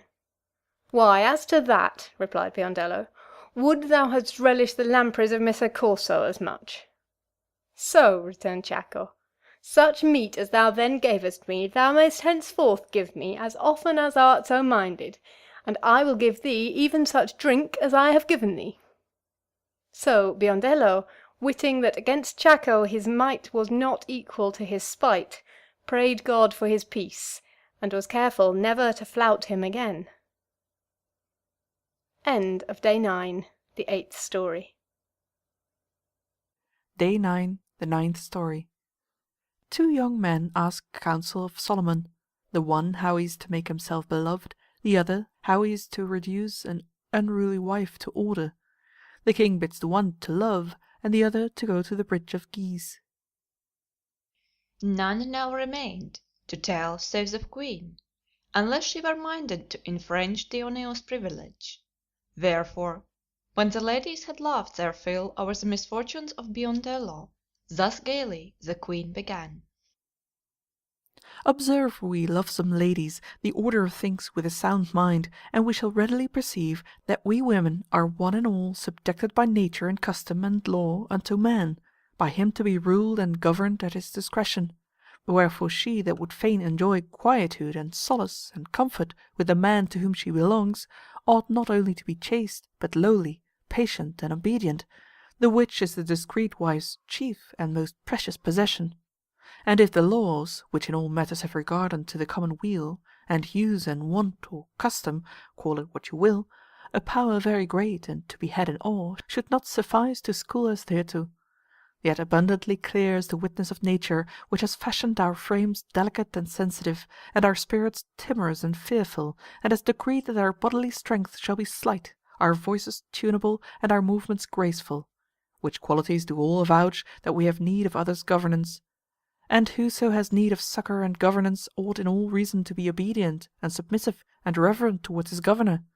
And whom have we to govern and succour us, save men? 'Tis then our bounden duty to give men all honour and submit ourselves unto them, from which rule if any deviate, I deem her most deserving not only of grave censure, but of severe chastisement. Which reflections, albeit they are not new to me, I am now led to make by what but a little while ago Pampinea told us touching the perverse wife of Talano, on whom God bestowed that chastisement which the husband had omitted. And accordingly it jumps with my judgment that all such women as deviate from the graciousness, kindliness, and compliancy which nature and custom and law prescribe, merit, as I said, stern and severe chastisement. Wherefore, as a salutary medicine for the healing of those of us who may be afflicted with this disease, I am minded to relate to you that which was once delivered by Solomon by way of counsel in such a case, which let none that stands not in need of such physic deem to be meant for her, albeit a proverb is current among men, to wit, good steed, bad steed, alike need the rowel's prick, good wife, bad wife, alike demand the stick. Which whoso should construe as a merry conceit would find you all ready enough to acknowledge its truth, but even in its moral significance I say that it ought to command assent. For women are all by nature apt to be swayed and to fall, and therefore for the correction of the wrongdoing of such as transgress the bounds assigned to them, there is need of the stick punitive, and also for the maintenance of virtue in others, that they transgress not these appointed bounds, there is need of the stick auxiliary and deterrent. However, to cut short this preachment, and to come to that which I propose to tell you, I say that the brood of the incomparable renown of the prodigious wisdom of Solomon, as also of the exceeding great liberality with which he accorded proof thereof, to all that craved such assurance, being gone forth over well nigh all the earth, many from divers parts were wont to resort to him for counsel in matters of most pressing and arduous importance, among whom was a young man, Melisso by name, a very wealthy nobleman, who was, as had been his fathers before him, of Lazistan, and there dwelt. And as Melisso fared toward Jerusalem, on his departure from Antioch he fell in with another young man, Diosepho by name, who was going the same way, and with whom, after the manner of travellers, he entered into converse. Melisso, having learned from Josepho who and whence he was, asked him whither he went and on what errand. Whereupon Josepho made an answer that he was going to seek counsel of Solomon, how he should deal with his wife, who had not her match among women for unruliness and perversity, insomuch that neither entreaties nor blandishments nor aught else availed him to bring her to a better frame. And thereupon he in like manner asked Melisso whence he was, and whither he was bound, and on what errand. Whereto, "Of Lazistan I," replied Melisso, "and like thyself in evil plight, for albeit I am wealthy and spend my substance freely in hospitably entertaining and honourably entreating my fellow citizens, yet for all that, passing strange though it be to think upon, I find never a soul to love me, and therefore I am bound to the selfsame place as thou, to be advised how it may come to pass that I be loved." So the two men fared on together, and being arrived at Jerusalem, were, by the good offices of one of Solomon's barons, ushered into his presence, and Melisso having briefly laid his case before the king, was answered in one word, "Love." Which said, Melisso was forthwith dismissed, and Josepho discovered the reason of his coming. To whom Solomon made no answer but, "Get thee to the bridge of geese." Whereupon Josepho was likewise promptly ushered out of the king's presence, and finding Melisso awaiting him, told him what manner of answer he had gotten.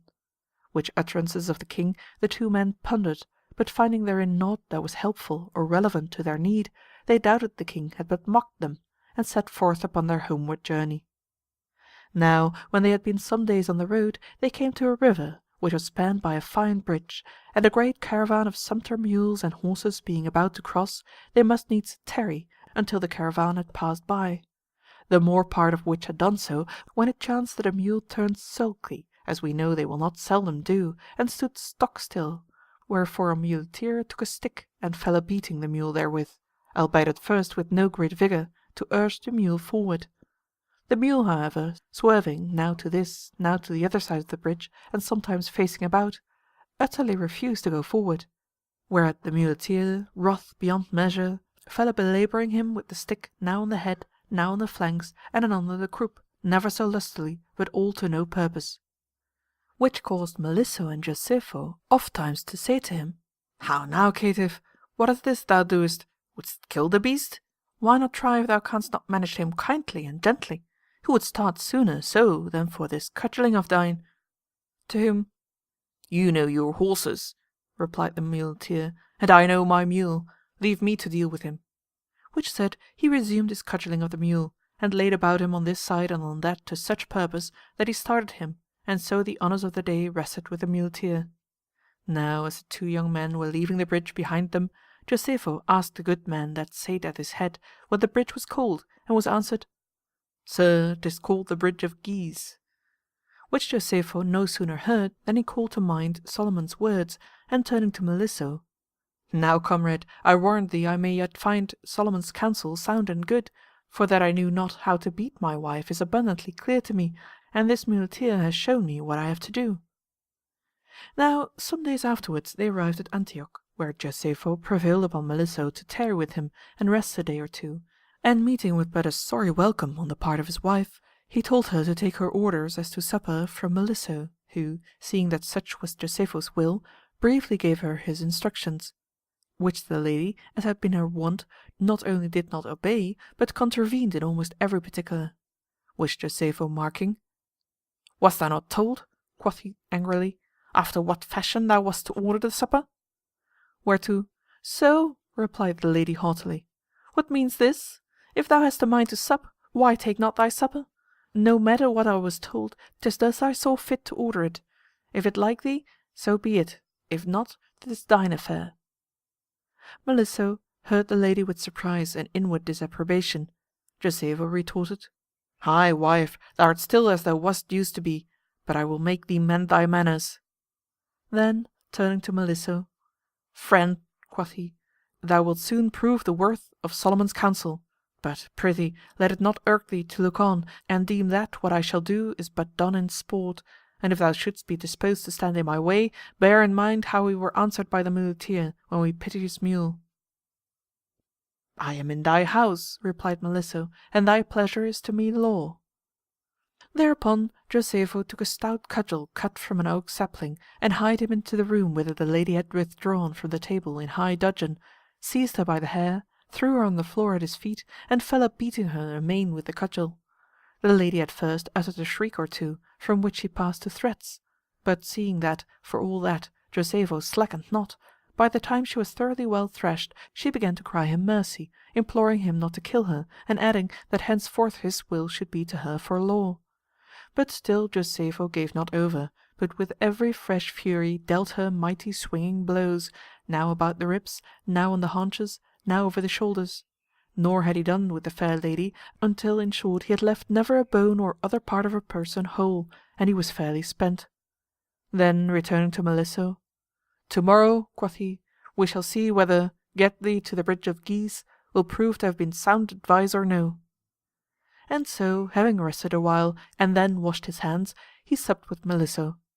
With great pain the poor lady got upon her feet, and laid herself on her bed, and having there taken such rest as she might, rose betimes on the morrow, and craved to know of Josepho what he was minded to have to breakfast. Josepho, laughing with Melisso over the message, gave her his directions, and when in due time they came to breakfast, they found everything excellently ordered according as it had been commanded, for which cause the council, which they had at first failed to understand, now received their highest commendation. Some few days later, Melisso, having taken leave of Josepho, went home, and told a wise man the counsel he had gotten from Solomon. Whereupon, "And no truer or sounder advice could he have given thee," quoth the sage. "Thou knowest that thou lovest never a soul, and that the honours thou payest and the services thou renderest to others are not prompted by love of them, but by love of display. Love then, as Solomon bade thee, and thou shalt be loved." On such wise was the unruly chastised, and the young man, learning to love, was beloved. End of Day 9, the 9th Story. Day 9. The 10th Story. Don Gianni, at the instance of his gossip Pietro, uses an enchantment to transform Pietro's wife into a mare, but when he comes to attach the tail, gossip Pietro, by saying that he will have none of the tail, makes the enchantment of no effect. The Queen's story evoked some murmurs from the ladies and some laughter from the young men. However, when they were silent, Dioneo thus began. Dainty my ladies, a black crow amongst a flock of white doves enhances their beauty more than would a white swan. And so, when many sages are met together, their right wisdom not only shows the brighter and goodlier for the presence of one that is not so wise, but may even derive pleasure and diversion therefrom. Wherefore, as you, my ladies, are one and all most discreet and judicious, I, who know myself to be somewhat scant of sense, should, for that by my demerit I make your merit show the more glorious, be more dear to you than if by my greater merit I eclipsed yours, and by consequence should have more ample license to reveal myself to you as I am, and therefore have more patient sufferance on your part than would be due to me were I more discreet in the relation of the tale which I am about to tell you. 'Twill be then a story none too long, wherefrom you may gather with what exactitude it behoves folk to observe the injunctions of those that for any purpose use an enchantment, and how slight an error committed therein may bring to naught all the work of the enchanter. A year or so ago there was at Barletta a priest named Don Gianni de Barolo, who, to eke out the scanty pittance his church afforded him, set a pack saddle upon his mare, and took to going the round of the fairs of Apulia, buying and selling merchandise. And so it befell that he clapped up a close acquaintance with one Pietro de Tresanti, who plied the same trade as he, albeit instead of a mare he had but an ass, whom in token of friendship and good fellowship Don Gianni, after the Apulian fashion, called ever Gossip Pietro, and had him to his house, and there lodged and honourably entreated him as often as he came to Barletta. Gossip Pietro, on his part, albeit he was very poor, and had but a little cot at Tresanti that scarce sufficed for himself, his fair young wife, and their ass, nevertheless, when Don Gianni arrived at Tresanti, made him welcome, and did him the honours of his house as best he might, in requital of the hospitality which he received at Barletta. However, As Gossip Pietro had but one little bed, in which he slept with his fair wife, 'twas not in his power to lodge Dom Gianni as comfortably as he would have liked. But the priest's mare being quartered beside the ass in a little stable, the priest himself must needs lie beside her on the straw. Many a time when the priest came, the wife, knowing how honourably he entreated her husband at Barletta, would fain have gone to sleep with a neighbour, one Zita Capressa di Giudice Leo, that the priest might share the bed with her husband, and many a time had she told the priest so. Howbeit he would never agree to it, and on one occasion, "Gossip Giamata," quoth he, "trouble not thyself about me, I am well lodged, for when I am so minded, I turn the mare into a fine lass, and dally with her, and then when I would, I turn her back into a mare, wherefore I could ill brook to part from her." The young woman, wondering, but believing, told her husband what the priest had said, adding, "If he is even such a friend as thou sayest, why dost thou not get him to teach thee the enchantment, so that thou mayst turn me into a mare, and have both ass and mare for thine occasions? We should then make twice as much gain as we do, and thou couldst turn me back into a woman when we came home at night." Gossip Pietro, whose wit was somewhat blunt, believed that 'twas as she said, approved her counsel, and began adjuring Dom Gianni as persuasively as he might to teach him the incantation. Dom Gianni did his best to wean him of his folly, but, as all was in vain, "Lo now," quoth he, "as you are both bent on it, we will be up, as it is our wont, before the sun to-morrow morning, and I will show you how 'tis done. The truth is that 'tis in the attachment of the tail that the great difficulty lies, as thou wilt see." Scarce a wink of sleep had either Gossip Pietro or Gossip Giamata that night, so great was their anxiety, and towards daybreak up they got and called Dom Gianni, who, being risen, came in his shirt into Gossip Pietro's little bedroom, and "I know not," quoth he, "that there is another soul in the world for whom I would do this, save you, my gossips. However, as you will have it so, I will do it. But it behoves you to do exactly as I bid you, if you would have the enchantment work." They promised obedience, and Dom Gianni thereupon took a light, which he handed to Gossip Pietro, saying, "Let naught that I shall do or say escape thee, and have a care so thou wouldst not ruin all to say never a word, whatever thou mayst see or hear, and pray God that the tail may be securely attached." So Gossip Pietro took the light, and again promised obedience. Dom Gianni caused Gossip Giamata to strip herself stark naked, and stand on all fours like a mare, at the same time strictly charging her that whatever might happen she must utter no word. Then, touching her head and face, "Be this a fine head of a mare?" quoth he. In like manner, touching her hair, he said, "Be this a fine mane of a mare?" Touching her arms, "Be these fine legs and fine hoofs of a mare?" Then, as he touched her breast, and felt its firm roundness, and there awoke and arose one that was not called, "And be this a fine breast of a mare?" quoth he, and in like manner he dealt with her back, belly, croup, thighs, and legs. Last of all, the work being complete, save for the tail, he lifted his shirt, and took in his hand the tool with which he was used to plant men, and forthwith thrust it into the furrow made for it, saying, "And be this a fine tail of a mare?" Whereat Gossip Pietro, who had followed everything very heedfully to that point, disapproving that last particular, exclaimed, "No, Don Giovanni, I'll have no tail, I'll have no tail." The essential juice, by which all plants are propagated, was already discharged, when Dom Giovanni withdrew the tool, saying, "Alas, Gossip Pietro, what hast thou done? Did I not tell thee to say never a word, no matter what thou mightst see? The mare was all but made, but by speaking thou hast spoiled all, and 'tis not possible to repeat the enchantment."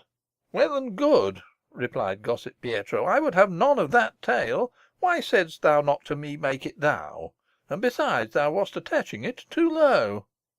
"'Twas because," returned Dom Giovanni, thou wouldst not have known on the first essay how to attach it so well as I." Whereupon the young woman stood up, and in all good faith said to her husband, "Fool that thou art, wherefore hast thou brought to naught what had been for the good of us both?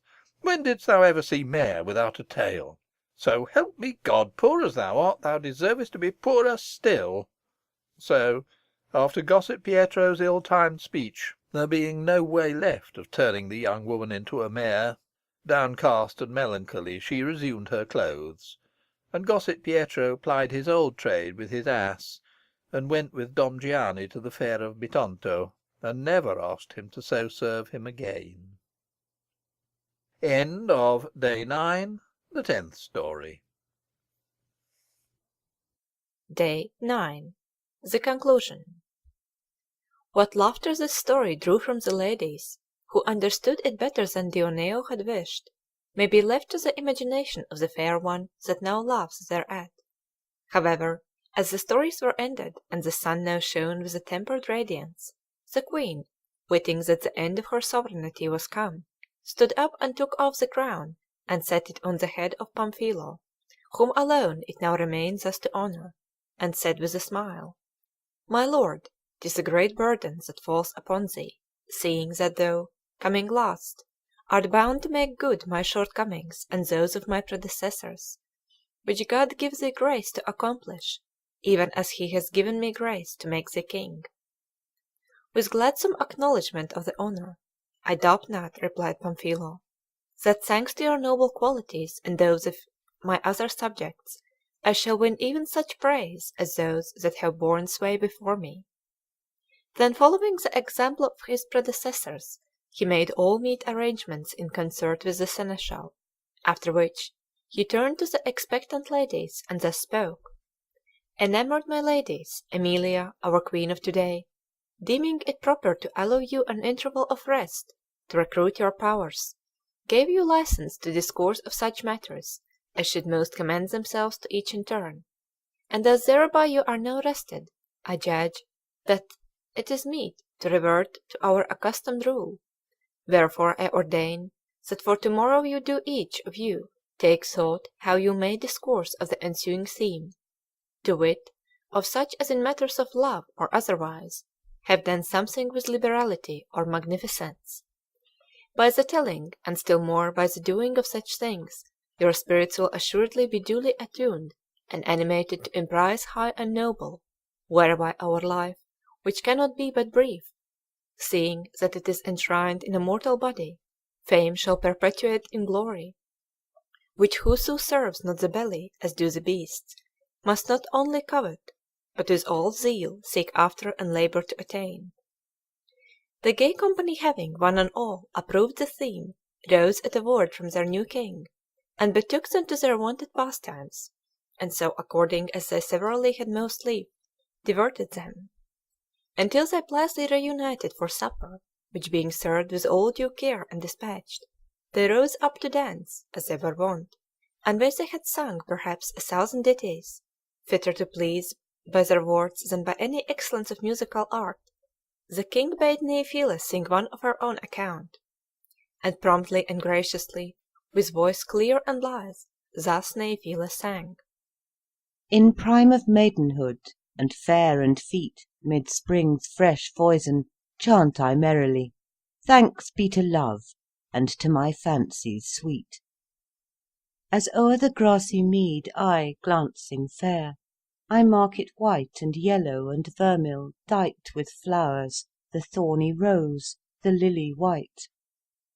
And all alike to his face I compare, who, loving, hath me tame, and me shall e'er hold bounden to his will, sith I am she that in his will findeth her joy complete. Whereof, if so it be that I do find any that I most like to him approve, that pluck I straight, and kiss with words of love, discovering all, as best I may, my mind, yea, all my heart's desire. And then entwined I set it in the chaplet daintily, and with my yellow tresses bind and pleat. And as mine eyes do drink in the delight which the flower yields them, even so my mind, fired with his sweet love, doth such solace find, as he himself were present to the sight. But never word of mine discover might that which the flower's sweet smell awakes in me. Witness the true tale that my sighs repeat.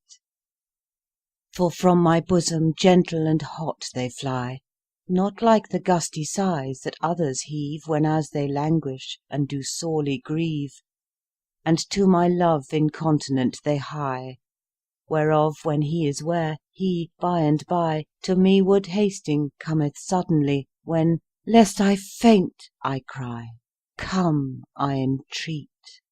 The king and all the ladies did not a little commend Neiphile's song. After which, as the night was far spent, the king bade all go to rest until the morrow. End of the conclusion of the 9th day.